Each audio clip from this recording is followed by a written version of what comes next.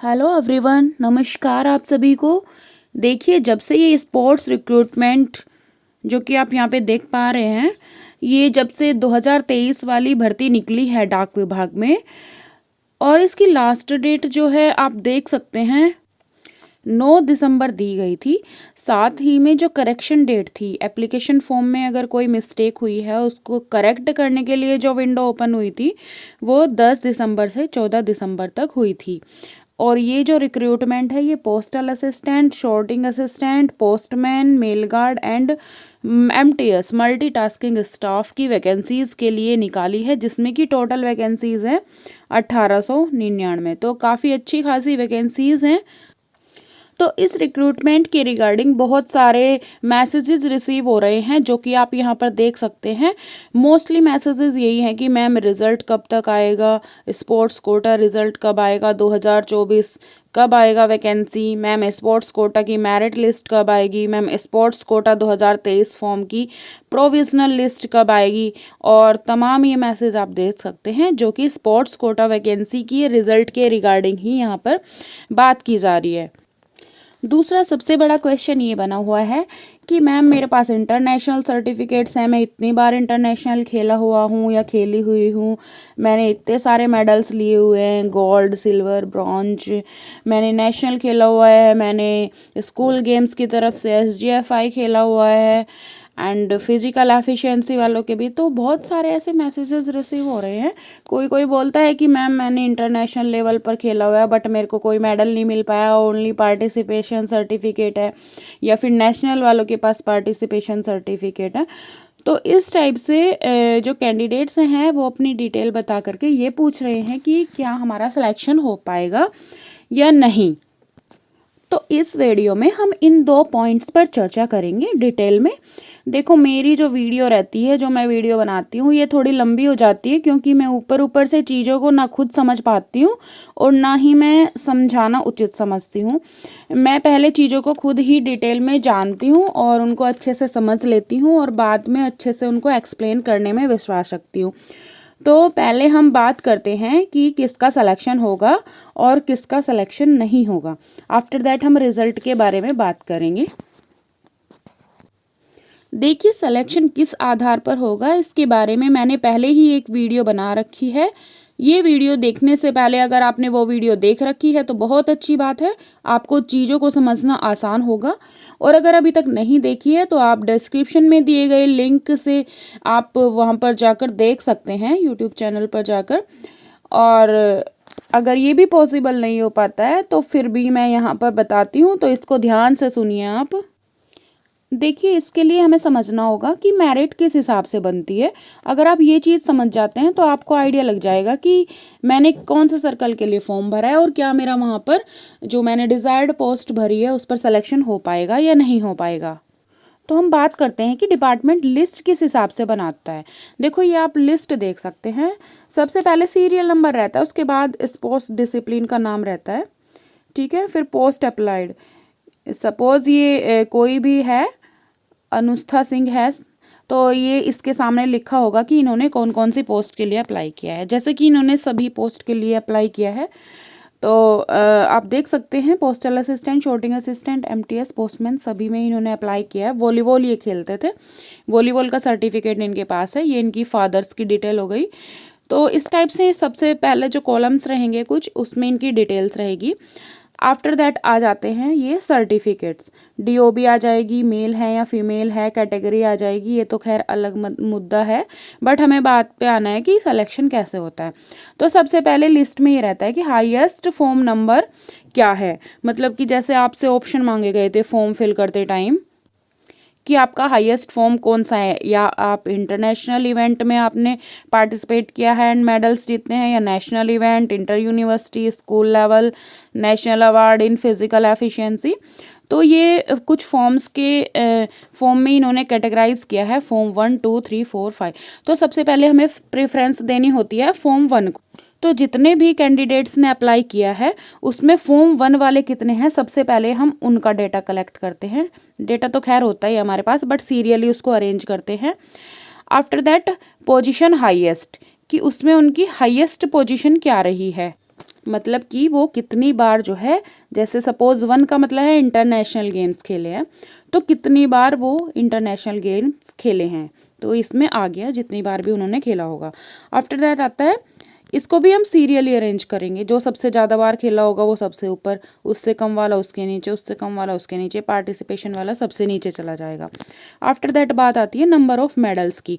Number of medals को भी हम डिक्रीजिंग ऑर्डर में ही अरेंज करेंगे कि जिसने सबसे ज़्यादा मेडल जीते हैं वो सबसे ऊपर, उससे कम वाला उसके नीचे, उससे कम वाला उसके नीचे। तो इस टाइप से ये जो मेरिट बनती जाती है, क्योंकि इसमें पढ़ाई लिखाई का तो इतना कोई लेना देना नहीं होता है, जो भी आपकी मेरिट बनती है वो स्पोर्ट्स के जो सर्टिफिकेट्स रहते हैं, मेडल्स रहते हैं, उसके हिसाब से ही बनती है। एलिजिबल इनएलिजिबल मतलब आपने जो अपने डॉक्यूमेंट्स सबमिट किए हैं, जैसे पहले तो ऑफलाइन फॉर्म भरे जाते थे, ऑफलाइन ही पूरा कंप्लीट प्रोसेस चलता था, सिलेक्शन प्रोसेस, बट अब क्या है, इस बार से ऑनलाइन फॉर्म फिल किए गए हैं एंड ऑनलाइन ही आपका सिलेक्शन प्रोसेस कंप्लीट होएगा। ठीक है, तो ये काफ़ी अच्छी सौगात है डाक विभाग की और काफ़ी अच्छी बात है आप लोगों के लिए भी, क्योंकि इससे जो रिज़ल्ट में जो है देरी होने की संभावना ख़त्म हो जाती है। क्योंकि लास्ट टाइम आपने देखा होगा 2021 में जब वैकेंसी निकली थी तो उसका रिज़ल्ट जो है 2023 में आया है और अभी उन कैंडिडेट्स को जो है भर्ती कराया जा रहा है, फाइनली मतलब अपॉइंटमेंट लेटर दिया जा रहा है। तो ये काफ़ी लेंदी प्रोसेस है, 2 साल एक रिक्रूटमेंट में लग गए, बट अब जो है ऑनलाइन हो गया है तो ये संभावना ख़त्म हो जाएगी और इस बारे में मैं अभी बात करूँगी कि कब तक आपका रिजल्ट आने की संभावना रहेगी। तो ये एलिजिबल इनएलिजिबल इसलिए रखा गया है, इसमें क्या है, सभी आपके डॉक्यूमेंट्स जो है अच्छे से चेक किए जाते हैं, वेरीफाई किए जाते हैं। जो भी आपने डॉक्यूमेंट्स अपलोड किए हैं, चाहे वो 10th के हो, 12th के हो, ग्रेजुएशन के हो, जो भी उनके एवज में आपने सर्टिफिकेट्स अपलोड किए हैं वो भी अच्छे से चेक किए जाते हैं। उनकी जो जेन्यूननेस है वो चेक की जाती है। जो भी आप अगर किसी कैटेगरी से बिलोंग करते हैं, OBC, EWS या SC ST, तो वो भी देखा जाता है। एंड जो भी इसमें रिक्वायर्ड चीज़ें मांगी हुई हैं, जैसे कि कंप्यूटर सर्टिफिकेट मांगा गया है किसी किसी पोस्ट के लिए, या फिर किसी के लिए DL मांगा गया है, ड्राइविंग लाइसेंस। तो अगर आपके पास जो है कहीं कहीं पर जैसे पोस्टमैन कैडर में जॉब करने के लिए लोकल लैंग्वेज का मांगा गया है, तो अगर आपके पास ये सभी फॉर्मेलिटीज़ आपकी कंप्लीट हैं तो आपको एलिजिबल कंडीशन में रखा जाएगा यहाँ पर। आफ्टर दैट है गोल्ड, सिल्वर, ब्रॉन्ज, ये मेडल्स, मतलब कि कितने आपके गोल्ड थे, कितने सिल्वर थे, कितने ब्रॉन्ज मेडल थे। ठीक है, और नीचे जो है जिन्होंने सिर्फ पार्टिसिपेट किया है उनका नाम भी आएगा। तो वो किस कंडीशन में आएगा मैं आपको बताना चाहूँगी। ये डिपेंड करता है कि उस सर्कल में कितनी वैकेंसी है। देखिए लिस्ट का आपको पता चल गया कि मेरिट कैसे बनती है। अब हम बात करते हैं जैसे कि किसका नंबर आ पाएगा, कौन सा सर्टिफिकेट वाले का, कौन सा नहीं। तो ये कम्प्लीटली डिपेंड करता है कि जो फॉर्म अप्लाई करने वाले कैंडिडेट्स हैं उनकी जो अचीवमेंट है वो स्पोर्ट्स में क्या रही है। सबसे पहला तो ये फैक्टर रहता है। सेकंड फैक्टर ये रहता है कि जिस सर्कल के लिए आपने और जिस पोस्ट के लिए अप्लाई किया है वहाँ पर नंबर ऑफ़ वैकेंसीज़ कितनी हैं। जैसे सपोज हम दिल्ली, छोटा सा सर्कल है ये, इसकी बारे में बात कर लेते हैं। तो यहाँ पर पोस्टल असिस्टेंट की वैकेंसी है 34, सॉर्टिंग असिस्टेंट की 14 है, पोस्टमैन की 10 वैकेंसीज़ है, मेल गार्ड की कोई वैकेंसी नहीं है और MTS की 29 वैकेंसी है। हालांकि काफ़ी अच्छी खासी वैकेंसीज़ है ये, इतने छोटे सर्कल में इतनी सारी वैकेंसीज़ का होना अपने आप में ही अच्छी बात है और आप लोगों के लिए भी अच्छी बात है, क्योंकि हर कोई चाहता है दिल्ली लेना। ठीक है, तो जैसे पोस्टल असिस्टेंट की सबसे पहले तो मैं बता देती हूँ कि पोस्टल असिस्टेंट जो कैडर है ना एंड सॉर्टिंग असिस्टेंट, ये स्पोर्ट्स कोटा वाले बहुत ही कम बंदों को आज की डेट में मिल पा रहा है। क्योंकि आज की डेट में हो क्या रहा है, SSC CGL से बंदे आ रहे हैं, ठीक है, और उनके द्वारा ही सीट्स जो है काफ़ी फिल हो जाती है। तो स्पोर्ट्स कोटा वालों के लिए एक तो वैकेंसी ही कम बच जाती है और बचती भी तो है तो उसमें भी केवल उन्हीं कैंडिडेट्स को सीट मिल पाती है जिनके पास की फॉर्म 1 का सर्टिफिकेट रहा है, मतलब इंटरनेशनल लेवल पर उन्होंने गेम्स खेले हुए हैं एंड साथ ही साथ उनके पास मेडल्स काफ़ी रहे हैं। तो उन्हीं कैंडिडेट्स को यहाँ पर लिया जाता है, क्योंकि हमारे देश में आज के टाइम में हर फील्ड में इतना कंपटीशन है, चाहे वो एजुकेशन को लेकर देख लो, चाहे फिर वो आप स्पोर्ट्स को लेकर देख लो, मतलब स्पोर्ट्स पर्सन भी कम नहीं है हमारे देश में, बहुत हैं, बहुत खेले हुए इंटरनेशनल, बहुत सारे मेडल्स जीतते हुए। जैसे अभी मैं देख रही हूँ स्पोर्ट्स रिक्रूटमेंट चल रही है 2021 वालों का, अभी फाइनल डीवी चल रहा है, ठीक है, मतलब ऑलमोस्ट जो है उनको अपॉइंटमेंट लेटर मिलने ही वाला है, ठीक है। तो जैसे उनको डीवी चल रहा है, कुछ लोगों को अपॉइंटमेंट लेटर मिल भी गया है, तो उसमें क्या हो रहा है यार, आप देखोगे कि इतने अच्छे अच्छे बच्चे आ रहे हैं, अच्छी एजुकेशन है उनके पास, और देखने से ये लगता नहीं है कि ये पोस्टमैन की या फिर एमटीएस की नौकरी करने यहाँ पर आए हैं और क्या करेंगे ये नौकरी में। मतलब स्मार्ट बच्चे आ रहे हैं, अच्छे खासे बच्चे आ रहे हैं, और मतलब अच्छी फैमिली से लग रहे हैं। और वैसे भी स्पोर्ट्स पर्सन तो काफ़ी अच्छी फैमिली से ही रहते हैं, क्योंकि स्पोर्ट्स में पता ही है आपको पैसा भी काफ़ी खर्च होता है, और हमारी गवर्नमेंट तो ऐसी है नहीं कि वो इतना पैसा खर्च करती है बच्चों के ऊपर, तो मतलब उनको पर्सनली उनके पेरेंट्स को ही खर्च करना पड़ता है। तो मेरे को भी आश्चर्य होता है कि मतलब जैसे पोस्टमैन हो गया या एमटीएस हो गया, पोस्टल असिस्टेंट हो गया, मतलब इन सब के लिए भी इतना कंपटीशन हो रखा है, और ऐसे ऐसे बच्चे जॉब करने के लिए आ रहे हैं। बट खैर अच्छी बात है, हमारा जो डाक विभाग है वो ही मॉडर्नाइज होगा, वैसे तो मॉडर्नाइजेशन हो ही रहा है, बट जो हमारा स्टाफ है उसकी तरफ से भी इसमें मॉडर्नाइजेशन देखने को मिलेगा, और इफ़ेक्टिवली हम सभी जो है अपने डिपार्टमेंट को आगे की तरफ ले जा पाएंगे।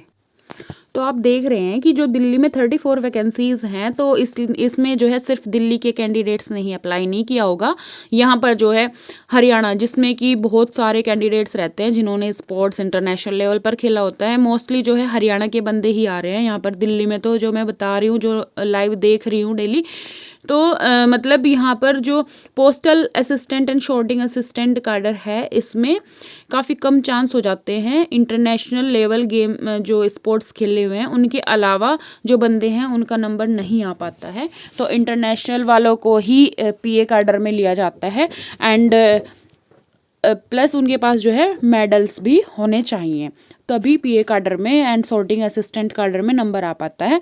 एंड बाकी जो रहते हैं उनको सीरियली जो है पीए एसए के बाद पोस्टमैन, आफ्टर दैट एमटीएस, ऐसे जो है अलॉट करते चले जाते हैं।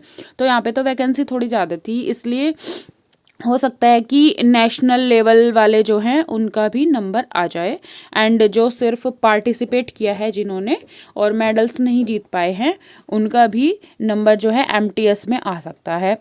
बट जहाँ पर वैकेंसीज़ कम हैं, जैसे कि आप हिमाचल प्रदेश में देख सकते हैं 6 पोस्टल असिस्टेंट की वैकेंसी हैं, शॉर्टिंग असिस्टेंट की 1 है, पोस्टमैन की 4 हैं, एंड इनकी एमटीएस की 6 वैकेंसी है। तो यहाँ पर जो है मतलब कि कंपटीशन और ज़्यादा बढ़ जाता है। तो पोस्टल असिस्टेंट कैडर में तो सिर्फ इंटरनेशनल लेवल वालों का ही नंबर आ पाएगा, अदरवाइज़ और किसी को ऑप्शन ही नहीं मिल पाता है, क्योंकि इतने सारे कैंडिडेट्स हो जाते हैं इंटरनेशनल लेवल वाले एंड मेडल्स वाले ही, तो उनको ही यहाँ पर सीट मिल पाती है, जॉब मिल पाती है। ऐसे ही शॉर्टिंग असिस्टेंट कैडर का है, एंड पोस्टमैन में भी अगर यहाँ पर ज़्यादा इंटरनेशनल ही खेले वाले हैं तो इंटरनेशनल वालों को ही पोस्टमैन दिया जाता है, जिनके पास थोड़े कम मेडल रहते हैं या फिर पार्टिसिपेशन सर्टिफिकेट रहता है only. And after that multitasking की बात करें तो मतलब आप समझ सकते हैं मैं क्या कहना चाह रही हूँ। कहना यही चाह रही हूँ कि नंबर ऑफ़ वैकेंसी कितनी है वहाँ पर, एंड किस टाइप के कैंडिडेट्स ने फॉर्म भरा है, मतलब उनके पास जो क्वालिफिकेशन है स्पोर्ट्स की वो क्या है, इन चीज़ों पर डिपेंड करता है।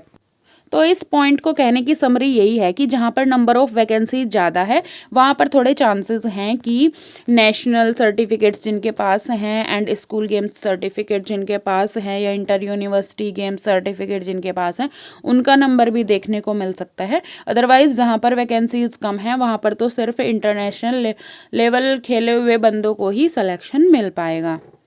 ये आप नंबर ऑफ़ वैकेंसीज़ देख सकते हैं अच्छे से, अगर आपके पास नहीं है तो इससे फिर आप आइडिया लगा सकते हैं। अब सेकंड बात आती है कि रिज़ल्ट कब आएगा, जिसके बारे में आप लोग बिल्कुल ही पागल हो रखे हो। डेली मेरे पास पता नहीं कितने मैसेज आते हैं, बट मैं भी जब तक एक्यूरेट इन्फॉर्मेशन मेरे को मिलती नहीं है तब तक मैं बताना ज़रूरी नहीं समझती हूँ। बट अभी खैर थोड़ी अपडेट मिली है इसलिए मैं आपको बताती हूँ।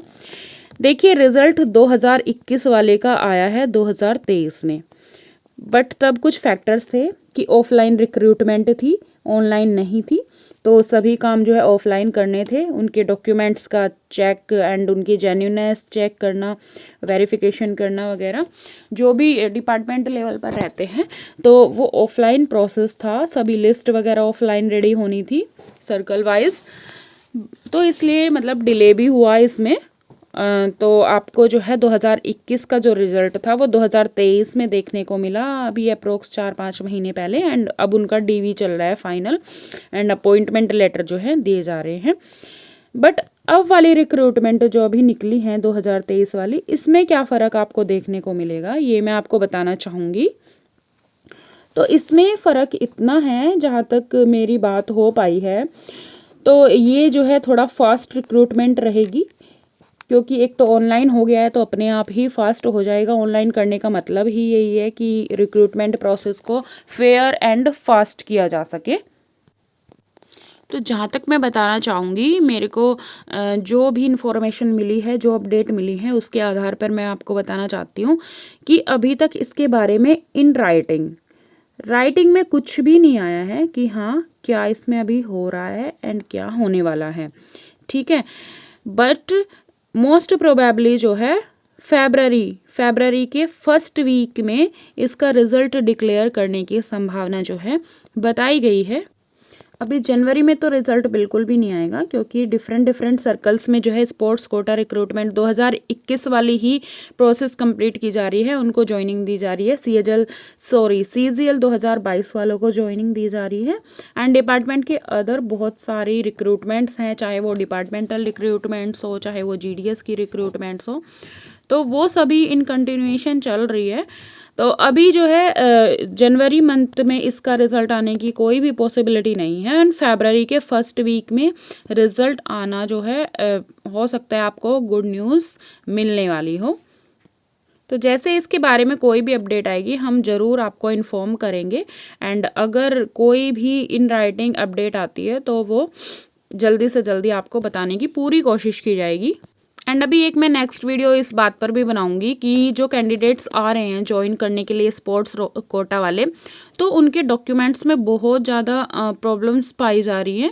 हालांकि वो कैंडिडेट्स जेन्यून हैं, बट उनके डॉक्यूमेंट्स में प्रॉब्लम है। जैसे नाम में एरर है, सर्टिफिकेट पर कुछ और नाम लिखा हुआ है। जैसे सपोज करो, मैं अपना ही एग्जाम्पल दे देती हूँ, पारुल धामा समझ लो, ठीक है। तो मैंने अगर स्पोर्ट्स खेला है तो उसमें खाली पारुल लिखा हुआ है, मेरे आधार कार्ड में पारुल धामा लिखा हुआ है, मेरे पासपोर्ट में पारुल में PAA लिख दिया है।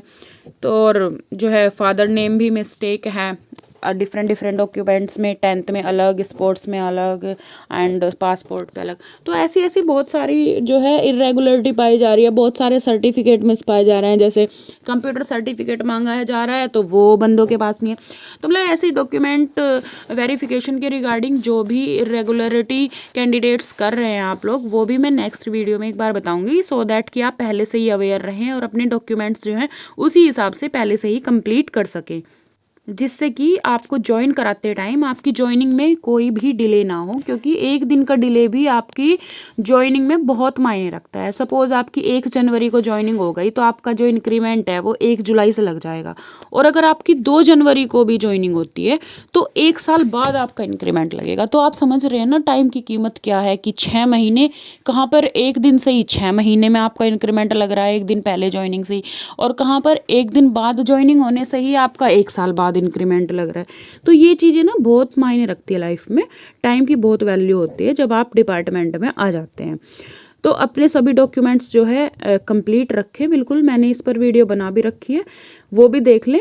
और फिर क्या क्या बच्चे प्रॉब्लम क्रिएट कर रहे हैं, मतलब कर क्या रहे हैं, है एक्चुअली प्रॉब्लम थोड़ी उनमें। कैंडिडेट्स जेन्यून हैं, सब उनका मतलब जेन्यून ही है केस, तो ऐसे फर्जी वाले बच्चे नहीं हैं। बट उनके डॉक्यूमेंट्स में थोड़ी प्रॉब्लम पाई जा रही है, जो कि लैक ऑफ अवेयरनेस की वजह से उस टाइम जब वो डॉक्यूमेंट्स बनते हैं तब वो उनको रेक्टिफाई नहीं करा पाते हैं, या तब उनको उस बारे में अवेयरनेस नहीं रहती है, इसलिए ऐसा हो जाता है कई बार। तो वो मैं आपको बताऊँगी।